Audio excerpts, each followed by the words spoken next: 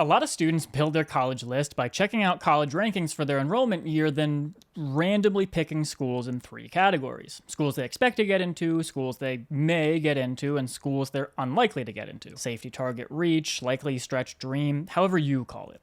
So you end up with a school in the top 5, 2 schools in top 20, 3 schools in top 50, and 1 school in top 100. Does this sound familiar? When I was 17, I didn't have a good strategy, and in this video, I'm going to give you some factors to think about beyond ranking when deciding where to apply. The most successful applicants don't just chase prestige. They build a smart strategy that fits them specifically, and that starts with knowing how to choose schools the right way. Now, rankings are an excellent starting point, make no mistake. Why? Let's say you had to hire an employee and had access only to education history. One applicant graduated from Harvard and the other applicant graduated from the University of Nebraska. Most people would elect to hire the student from Harvard. When you graduate from an elite school, there are demonstrable benefits. So when building your college list, I'm not suggesting you disregard rankings entirely. They can be extremely helpful, but relying on them is misleading and not my preferred strategy. First, an overall school ranking does not necessarily reflect how strong a program is for your intended major, and a lot of undergraduate applicants don't realize that, myself included, by the way. Being ranked 19th, for instance, does not mean that every single program that school offers is the 19th best in the country.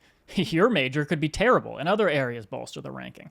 And if you're not actively monitoring the criteria ranking organizations utilize to create their lists, you don't really know whether a school's rank aligns with your goals. Maybe your school doesn't support undergraduate research or offer robust study abroad experiences, but has a large endowment and strong alumni contributions. If you have your heart set on research opportunities abroad, you're going to be in for a rough time. Does that make sense? So I always encourage you to research whether the school is an academic fit for your unique goals beyond its overall ranking. And keep in mind that rankings change every year.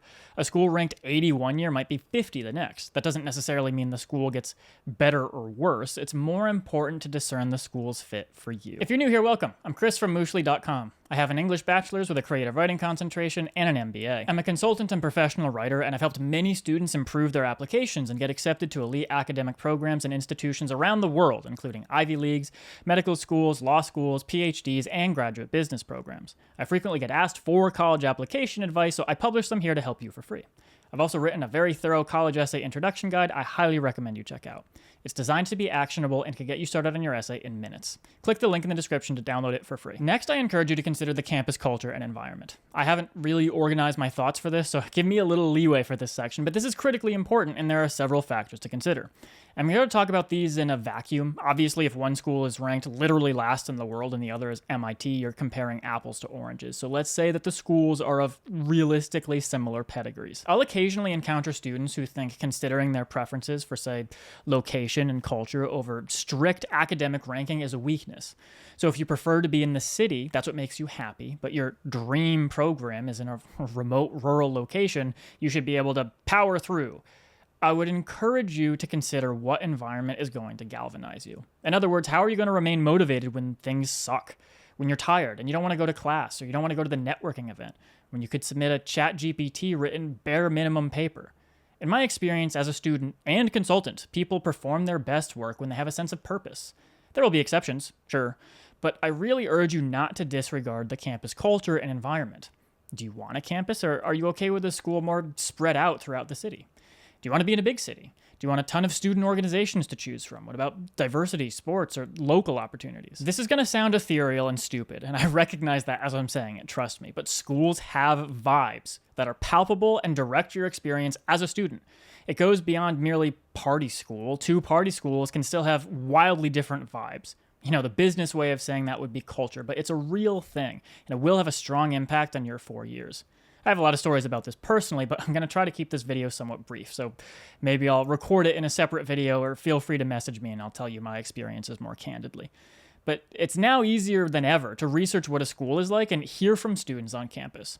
Go to Accepted Students Day, reach out to people on social media, try to get a feel for what it's like to be a student beyond what a number on the FT ranking says. I will give you one hot take. You may benefit from a party school environment. If you are someone who knows you'll be irreparably distracted by party schools, I certainly don't recommend you attend one without serious consideration. College is a big commitment, and if you don't receive a return on your investment, you shouldn't go. However, if you feel like you're leaving high school without the required soft skills to succeed in Honestly, whatever you're going to do for a career, and you know you're not the type of person to push the boundaries of your comfort zone unless forced, having an outgoing social culture to push you to develop those skills over 4 years may not be the worst thing in the world. Now, you could still go to a party school and stay in your dorm for 4 years and hate it. I really can't say whether it's a good or bad decision for anyone. But I do think too many people ignore the social component of college learning, and I would encourage you not to be the student who graduates with a 4.0 but is incapable of talking to strangers. Let's wrap this up now. I think I'm talking for longer than I intended to. The final things I would encourage you to consider are 1, resources for your intended path, and 2, financial considerations. Regarding resources, think about what you need from your college experience. Academic advising, career counseling, mental health services, internship opportunities, research opportunities, study abroad opportunities. Each college will have different strengths, and what you intend to take advantage of is unique. So, like our example from earlier, a school ranked 19 might have an exceptional alumni networking opportunities and limited mental health services. And maybe that's not right for you. Next, college is an investment. It's a time investment, a financial investment, and like any investment, it's not worth it if you don't get a return on your investment. The basic idea of college is you front load your career investment and are repaid later. So if you get an MBA from Harvard, I don't know, let's say the average student gets a $200,000 salary upon graduation. And let's say you get an offer to attend for $30,000 a year. In other words, it won't take long to pay off your upfront investment and continue reaping the benefits. That's an awesome position to be in.